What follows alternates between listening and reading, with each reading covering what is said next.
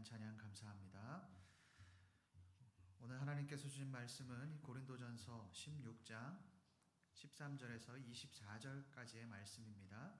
고린도전서 16장 13절에서 24절까지의 말씀.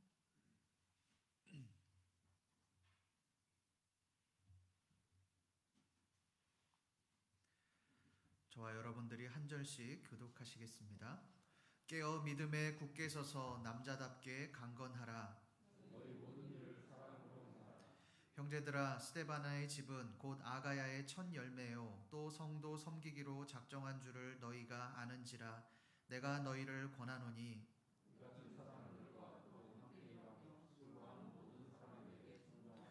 내가 스데바나와 부드나도와 아가이고가 온 것을 기뻐하노니 그들이 너희의 부족한 것을 채웠음이라.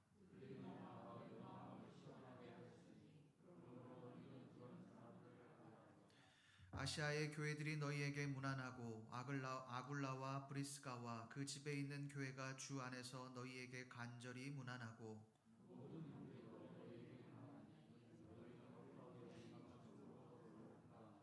나 바울은 친필로 너희에게 문안하노니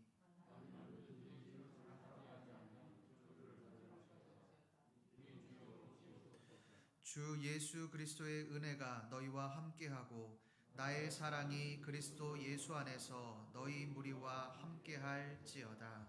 아멘. 이제 드디어 오늘 말씀을 마지막으로 고린도전서가 마무리되어집니다. 일부 예배에 참석하신 분들은 잘 모르실 수도 있지만 그동안 저는 수요 예배를 통해서 고린도전서를 계속해서 강해를 했습니다. 바울은 이 고린도전서를 통해서 고린도 교인들이 어떠한 신앙생활을 해야 하는지에 대해서 말씀했습니다. 먼저 바울은 이 고린도 교회 안에 일어난 그 파당의 문제를 시작으로 고린도 교회 안에 있었던 그러한 윤리적인 문제들을 다루었습니다. 특히 바울이 고린도 교회에 가장 비중 있게 다루었던 것은 우상에 관한 문제와 또 부활에 관한 문제였습니다. 당시 우상에 관한 문제가 무엇이었습니까? 단순히 우상을 섬기는 문제가 아니었습니다.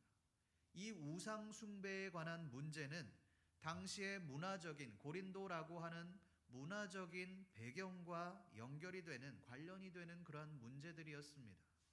당시 이 고린도를 살아갔던 기독교인들이 당면하고 실제적으로 부딪혀야 할 그러한 실제적인 문제들이었습니다. 우상을 숭배하지 않으면 손해를 보고 또 어려움을 당하게 되는 그런 실제적인 문제였다라고 하는 것입니다.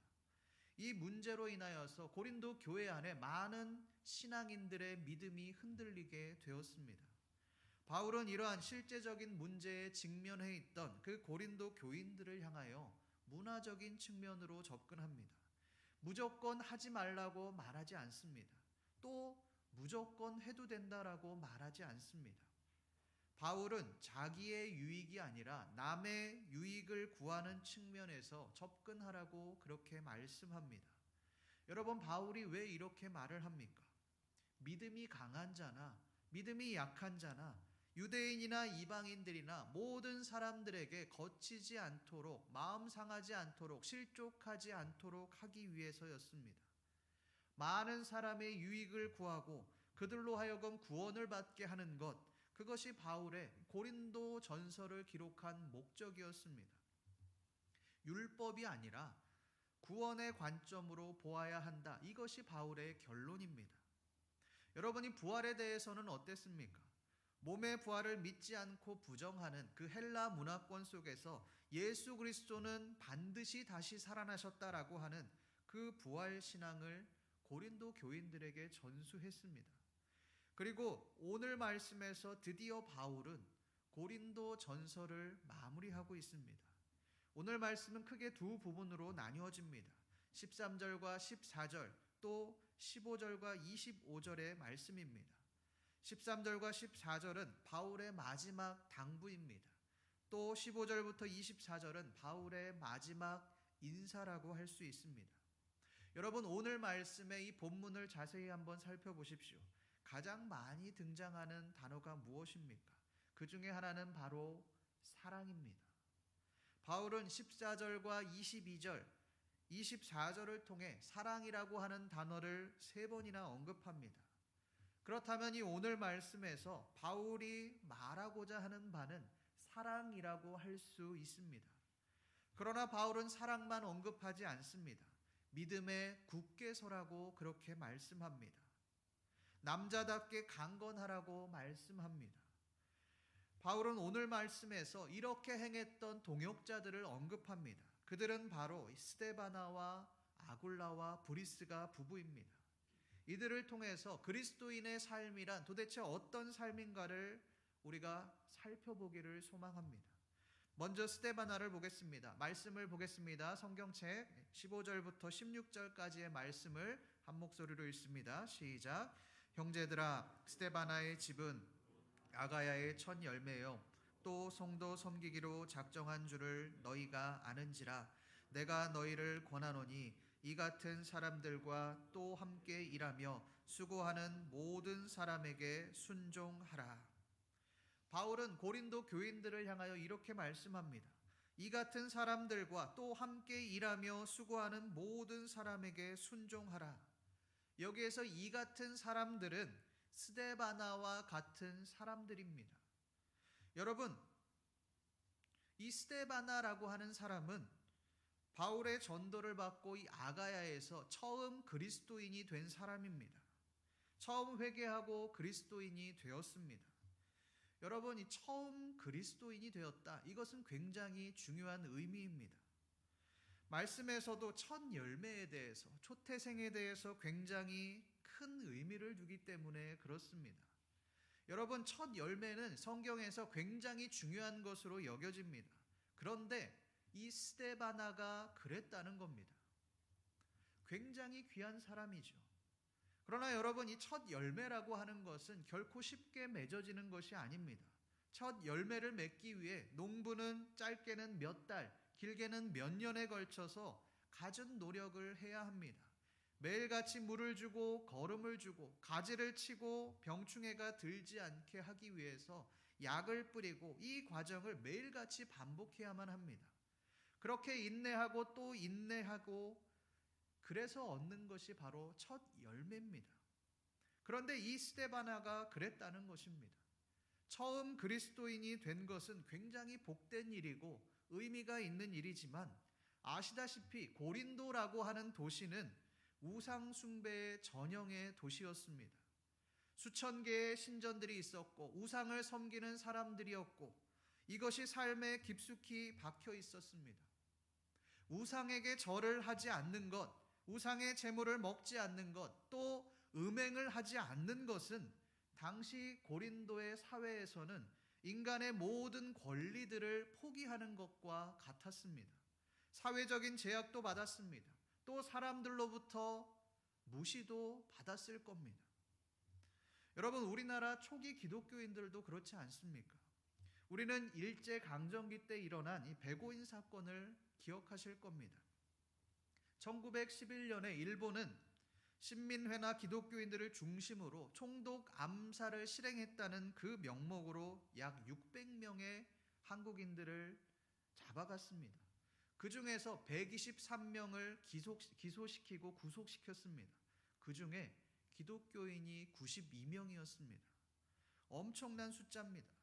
일본은 기독교인이라는 이유로 사람들을 잡아가고 구속시켰습니다. 고문을 자행했습니다.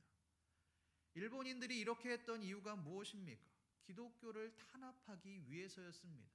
이들만 뿌리 뽑을 수 있다면 우리는 조선에서 영향력을 펼칠 수 있다. 우리를 방해할 사람들은 없다라고 생각했기 때문입니다. 그런데 당시 우상의 본거지라고 여김을 받았던 그 고린도에 첫 기독교인이 나왔습니다.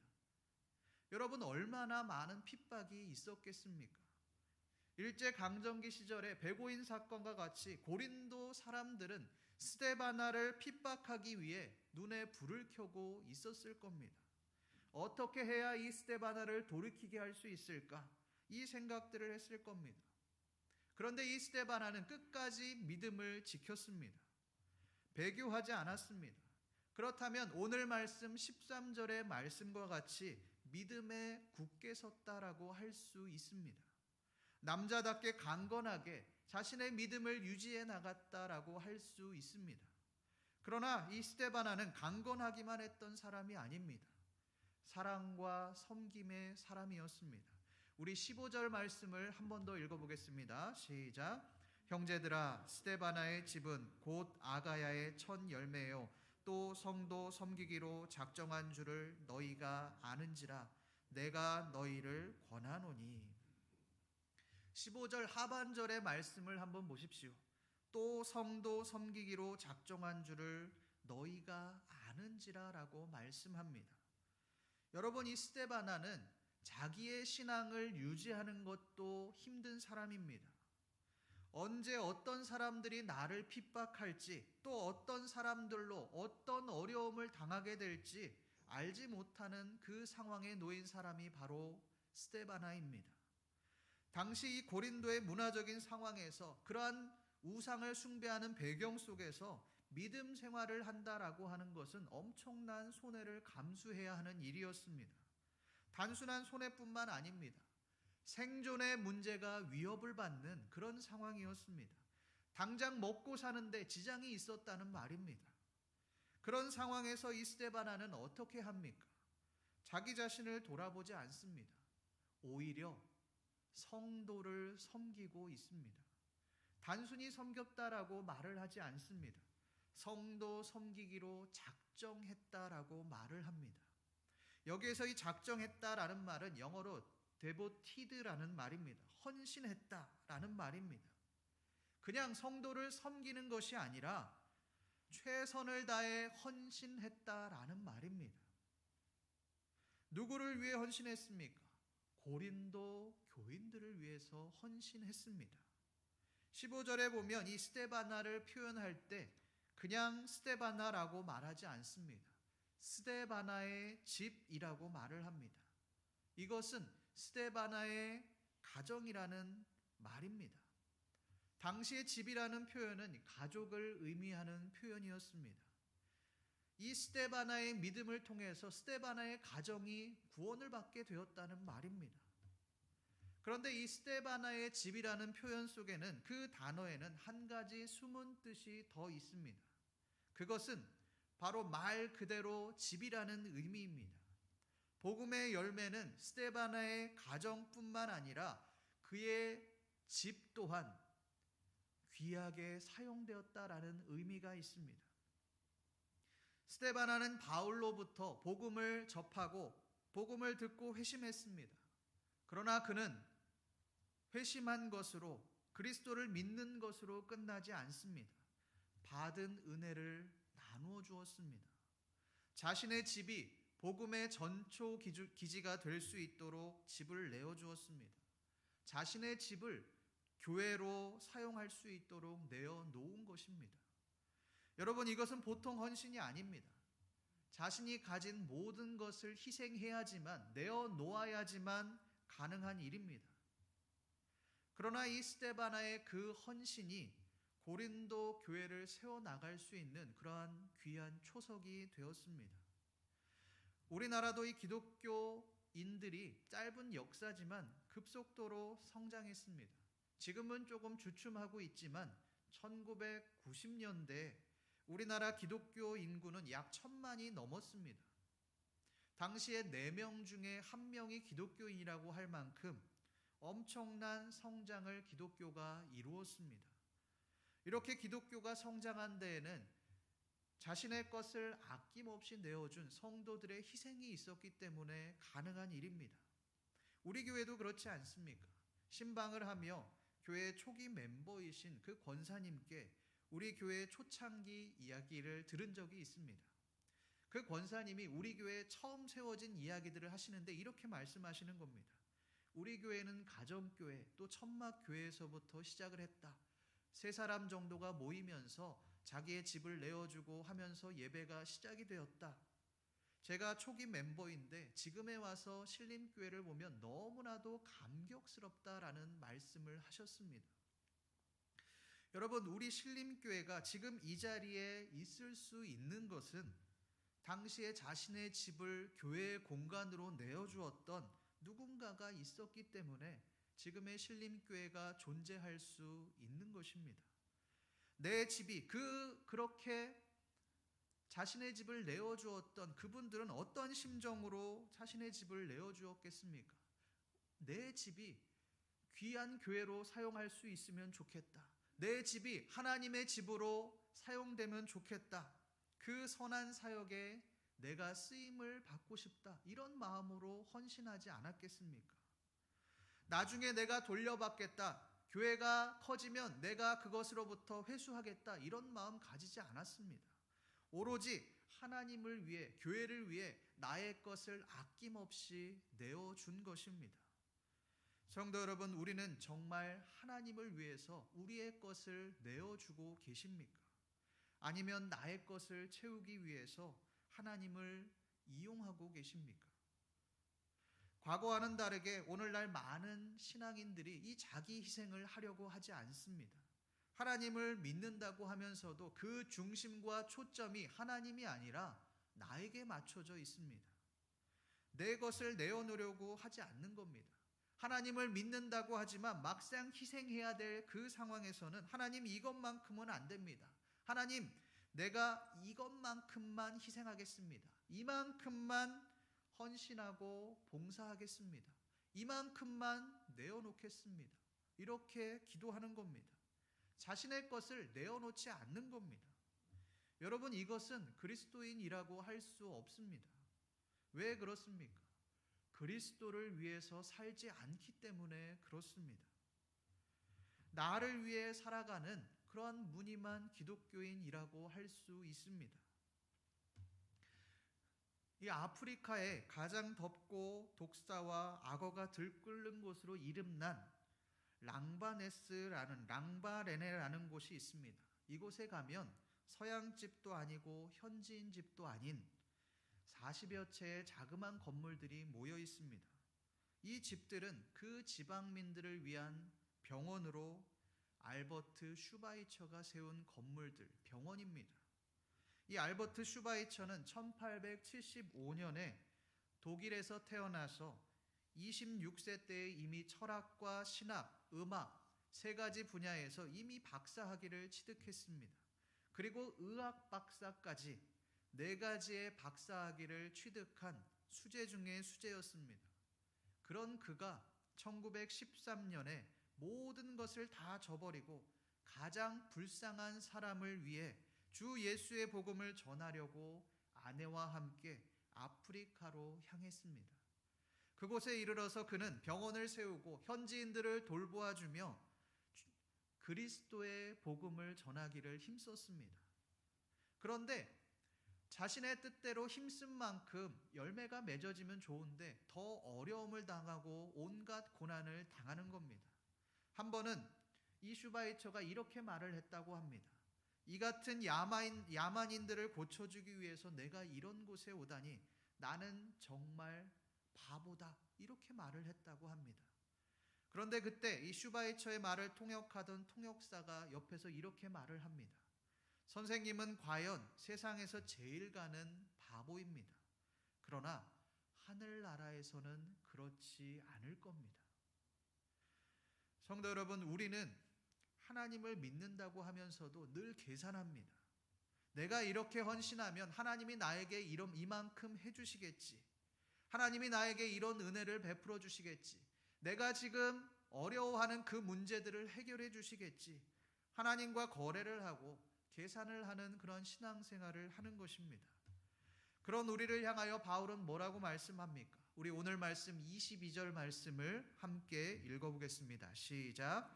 만일 누구든지 저주를 받을지어다 우리 주여 오시옵소서. 만일 누구든지 주를 사랑하지 아니하면 저주를 받을지어다. 그리스도를 사랑하지 않는 것이 단순히 잘못됐다 이런 수준으로 말을 하지 않습니다. 저주를 받게 된다라고 말씀합니다. 여러분, 아주 무서운 말씀입니다. 그런데 주를 사랑하지 않는 것이 도대체 무엇입니까? 나의 것을 내어놓지 않는 것이 바로 주를 사랑하지 않는 것이라고 할 수 있습니다. 희생하지 않으려고 하는 것이 바로 이런 것입니다. 성도 여러분, 사랑하면 우리의 것을 내어주게 되어 있습니다. 내 시간과 내 물질과 내 모든 것을 내어주게 되어 있습니다. 사랑하는 그 대상을 위해 나의 것을 희생하게 되어 있습니다. 왜 그렇습니까? 간단합니다. 그 사람을 사랑하기 때문에 그렇습니다. 우리가 연애할 때를 한번 생각해 보십시오. 그 사람을 위해서 희생합니다. 그 사람에게 맞추려고 합니다. 그 사람의 필요가 무엇이든지 내가 채워주려고 합니다. 그렇게 하는 이유가 무엇입니까? 그 사람을 사랑하기 때문입니다. 다른 이유가 없습니다. 계산하는 것 없습니다. 우리도 마찬가지입니다. 하나님을 사랑하면 우리의 것을 내어주게 되어 있습니다. 나의 시간과 우리의 물질들을 하나님을 위해서 사용하게 되어 있습니다. 하나님을 위해 나를 희생하게 되어 있습니다. 그런데 하나님과 계산을 한다, 거래를 한다, 포기하지 못한다. 이것은 하나님이 아니라 아직도 나를 더 사랑하고 있는 것입니다. 성도 여러분, 하나님을 사랑하십시오. 하나님을 위해 우리의 것을 내어놓으십시오. 그때 하나님은 우리와 함께 하시고 우리와 동행하실 것입니다. 두 번째로 우리 아굴라와 브리스가를 살펴보겠습니다. 우리 19절 말씀을 함께 읽어보겠습니다. 시작. 아시아의 교회들이 너희에게 문안하고 아굴라와 브리스가와 그 집에 있는 교회가 주 안에서 너희에게 간절히 문안하고. 바울은 이 마지막으로 이 브리스가와 아굴라를 언급합니다. 이들은 이 에베소에서 함께했던, 바울과 함께했던 동역자들입니다. 그런데 19절 말씀에 그 집에 있는 교회가라고 언급하는 것으로 보아서 그들 또한 자신의 집을 교회로 내어주었던 것으로 보입니다. 스데바나와 마찬가지로 자신의 집을 내어놓은 것입니다. 그러나 바울은 그 말씀을 자세히 보면 단순히 아굴라와 브리스가만 문안한다라고 말을 하지 않습니다. 그 집에 있는 교회가 문안을 한다라고 말씀합니다. 에베소 교회의 성도들이 고린도 교인들을 문안한다는 겁니다. 그것으로 끝나지 않습니다. 또 모든 형제도 너희에게 문안한다 이렇게 말씀합니다. 여러분이 문안한다라고 하는 의미는 단순히 인사한다는 그런 의미가 아닙니다. 서로의 안부를 나누고 서로를 위해 중보하는 동역자들이다라는 의미입니다. 바울은 하나님을 위해 자기 희생을 한 스데바나만 문안한다라고 말하지 않습니다. 하나님의 선한 사역을 위해서 쓰임받은 브리스가와 아굴라만 문안한다라고 말하지 않습니다. 모든 형제가 다 너희에게 문안한다라고 말씀합니다. 이 말은 모든 그리스도인들이 고린도 교인들에게 문안한다는 말입니다. 모든 그리스도인들이 동역자로서 너희를 위해 기도하고 있다라는 의미입니다. 너희를 위해서 기도하고 너희들이 힘든 일이 있을 때, 어려운 일이 있을 때 함께 중보하는 동역자들이다라고 말을 하고 있는 것입니다. 제가 올해 이 선교위원회를 담당하고 있습니다. 최근에 이 선교사님들이 선교위원회 회의 때 오셔서 선교지의 일들을 함께 나누고 기도하면서 우리의 마음들이, 선교위원회 그 위원들의 마음들이 뜨거워지는 것을 제가 많이 느꼈습니다. 그것을 보며 이곳이 바로 천국이구나, 하나님 나라구나, 함께 중보하며 기도하는 이곳이 바로 진짜 교회구나라는 생각을 많이 했습니다. 그런데 한 선교사님이 저에게 이렇게 말씀하셨습니다. 저희는 타지에서 선교를 하지만 한국에서 저희를 위해 기도하는 기도의 동역자들이 있다는 그 사실만으로도 저희는 엄청난 힘이 됩니다. 그 힘으로 제가 사역을 감당할 수 있는 것 같습니다. 계속해서 저를 위해서 기도해 주십시오.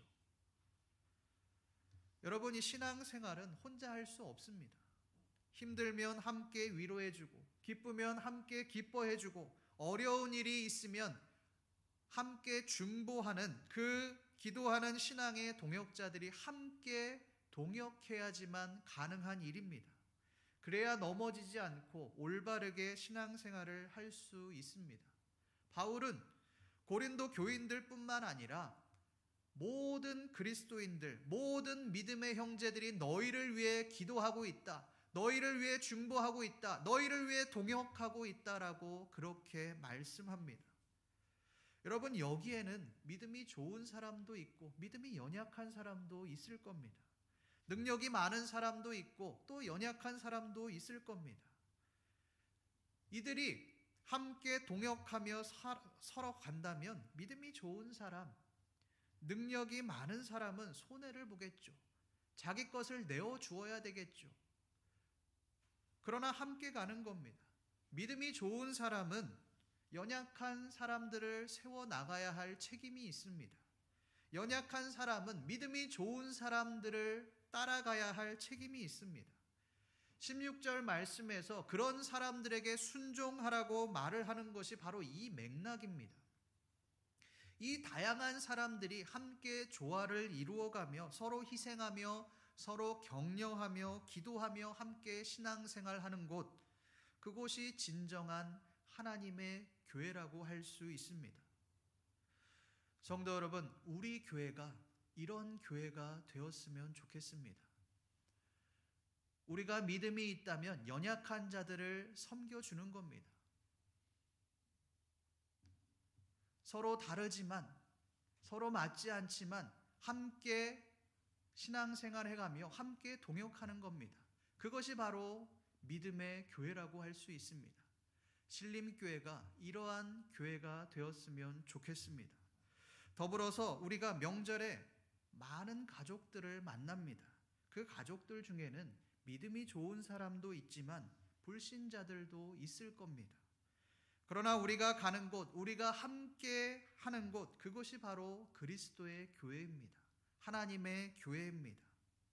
불신자들이 있다면 우리가 그곳에서 희생함으로 그리스도의 사랑을 나누어 주면 되는 겁니다. 믿음이 연약한 자가 있다면 함께 예배함으로 그 신앙의 본을 보여주어야만 하는 것입니다.